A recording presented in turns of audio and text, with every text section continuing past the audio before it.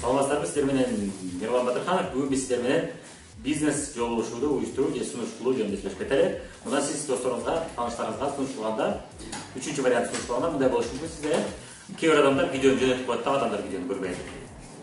Бирок чынында видеону жөнөтүштөн мурун сиз кандайдыр бир сөз айтышыңыз керек. Ошондо адам кызыгып көрөт да. Ошо кайсы сөздү айтсаңыз болот, ошону сүйлөшүп кетели.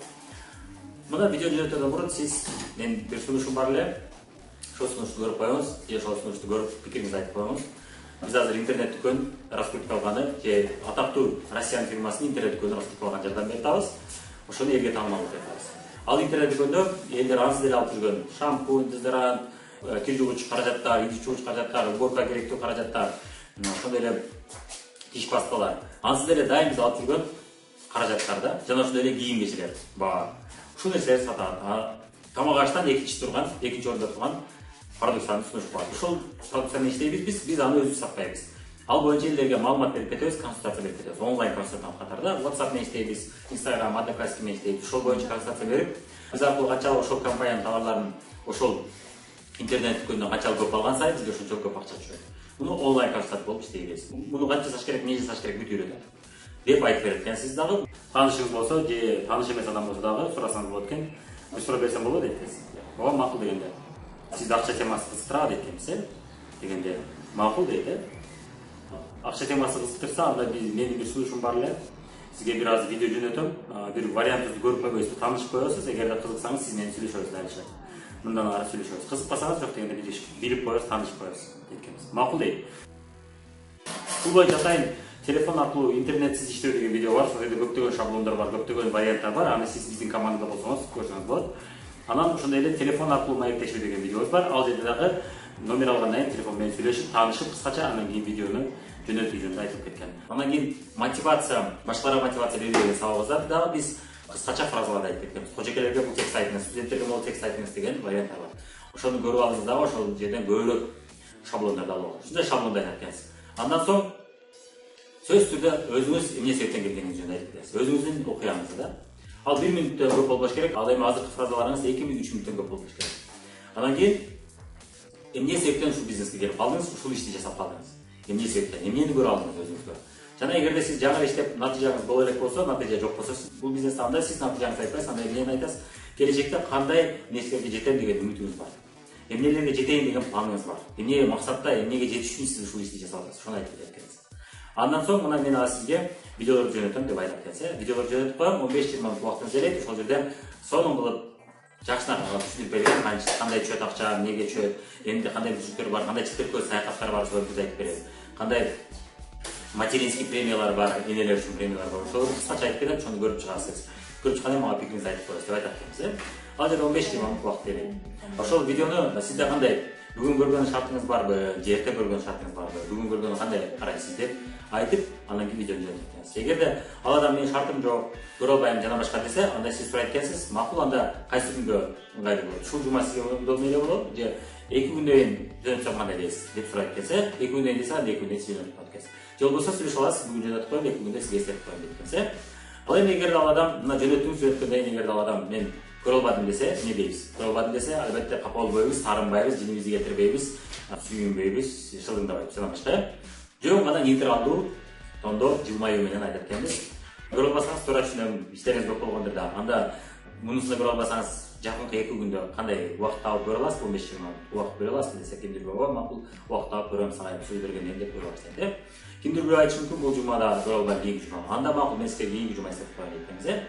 Анан ошондо дагы 2-3 жолу айтканыңыздай мен көрбөй койсом да эмне кыласыз? Анда эки вариант. Бирөөсү эгерде ал адам менен сиз тамашалашсаңыз болсо, анда тамашалашасыз албетте. Анда жок дегенде туалетте отуруп муну көрүп коебуз. Убакыт тапса болсо керек, туалетте жакшына отуруп алып көрүп чыгасыз. Же болбосо айталы маршрутта келатып көрүп коебуз. Ошол убакытта убакыт тапсаңыз болот деп подсказка берип коебуз. Ал эми тамашалашса болбосо, анда албетте айтасыз. Убактыңыз жок, туура түшүнөм. Убакыт жок болгондон сурайсыз, эмне себептен көрө албадыңыз? Убактыңыз жок болуп калды, же интернет начар болуп деп сурайт экенсиз. Анан ошого жараша жооп берет экенсиз. Эгер убактым жок деп атса, анда айтасыз. Туура түшүнөм, көпчүлүк адамдар азыркы заманда убакыт табышы кыйын, ушунчалык көп нерсеге жетиш керек, же сиздей адамдар эми бала чака жана башка буга жетиш керек. Туура түшүнөм сиздин ишиңизгө. Баса айтып кетчү нерсе, бул видеодо ошол жерде сонун окуяларды айтып кеткен. Аларда сиз ошол мурун убактысы болгон эмес. Анан азыркы учурда алар эс алып атса да аларга акча түшүп турат. Себеби алар чоң бизнесте эс болуп калды. Ошондой мүмкүнчүлүктөрдү айтып берет. Балким сизге да бул сонун шанс деп ишенем. Ошол видеону дагы сатчу сөздөрдү айтып кетти. Ал эми ал адам көрүп турганыңыздан эмнедейсиз? Анда албетте ошол видеону сиз талкуулашыңыз керек. Ал адамды талкууга чакырышыңыз керек. Энди кандай талкууга? Ошол видеодо көрсөңүз анда могу окуяларды уктуңузбу? Ушундай окуялар болду көрдүңүзбү? Мына жөнөкөй эле үйдө отурган кожокейлер 5 баласы менен же 2 баласы менен, кичинекей баласы менен, эмизип аткан баласы менен отуруп, мына 2 айда, 3 айда, 4 айда 50-60 миң акча чыгып. Көрдүңүздүр ошону? Көрө алдыңызбы? Ооба, көрдүм, андай эле деп сөзгө тартат, ошол нерсени талкуулап, эстеп сиз менен сүйлөшө баштайт. Жана андан соң ошол жерде көрсөңүз керек, көрсөңүз түшүнгөндүрсүз, бул ишти сиз ансыз эле жасап атасыз. Мына ансыз эле жасап жүрөсүз, бирок эч ким сизге акча төлөбөй атат, сиз дагы эле жасап атасыз. Ошол эле ишти жасап атып, бул жерде акча тапса болот экен. Ошого кандай карайсыз десе, айтат, өзүнүн пикирин айтат. Чындап эле биз совет жасап атабыз, мындай реклама жасап атабыз. Мен чындап эле бул ишти жасап эле жүрөт экен ойлонуп көрсөм дейт.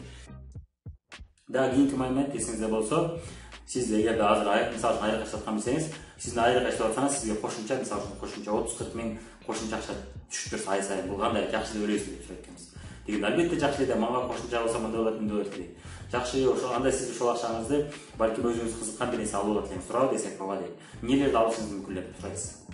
Деп акырын сөзгө тарткан аракет кылыңыз. Эгер ал сөзгө тартылып ошол теманы сүйлөшсө, демек анын кызыгуусу тарап кетпестен, анын кызыгуусу дагы да ойгонду, сиз эми аны каттоолоого сунуш кылсаңыз болот экен да. Же болбосо экинчи жолу ушу экинчи видеону көрүүгө сунуш кылсаңыз болот. Кызыктырып турушуңуз керек да. Ошол себептен ошол видеого кайра улам кайра көрүп туруңуз.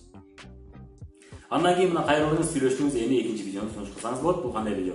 Игилик окуяларын жөнөтсөңүз болот. Же болбосо игилик окуялары текст түрүндө жөнөтсөңүз болот. Же болбосо маркетинг пландарын жөнөтсөңүз болот. Бирок үстүртөн гана көрүп койсоң, сиз сөзсүз түрдө толук түшүнүшүңүз шарт эмес.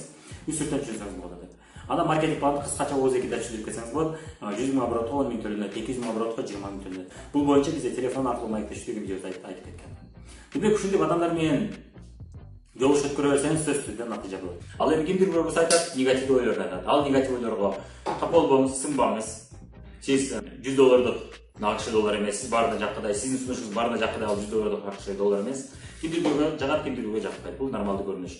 Кимдир бирөө бул бизнесте өзүн көрөт, кимдир бирөө ушул бизнесте ийгиликке жетет, кимдир бирөө жетпейт. Эгерде сиз мисалы үчүн кимдир бирөө сизге айталы бут кийим тандап атасыз, же айталы кийим тандап атасыз, ошол дүкөндүн кийими сизге туура келбей калды эле. Бир кийими туура келбей калды, бут кийими туура келбей калды. Сиз капа болбойсуз, туурабы? Неге бул бут кийим мага туура келбей калды деп капа болушуңуз мүмкүн, сизге дизайн жакты. Бирок сиз капа боло тура бербейсиз, кийинкисин деп көрө бересиз, туурабы? Эгер ал дүкөндө жок болсо, башка дүкөнгө барасыз. Бул жерде эле ушундай эле болуш керек. Эгерде видеоңузду көргөндөн кийин жок деп койсо, кызыкпайм, тиги бул жана башка десе, капа болбойсуз, кийинки адамга сунуш бересиз. Ага убактыңызды кетире бересиз. Ошондо сиздин группаңызда көптөгөн адамдар сиздин сунушуңузду жактырган, сиздин сунушуңуз туура келген адамдар сөзсүз түрдө чыгат. Эгерде сиз көптөгөн адамдарга ушул маалыматты видеону бере берсеңиз. Видео жаккан болсо лайк басабыз, каналга катталабыз жана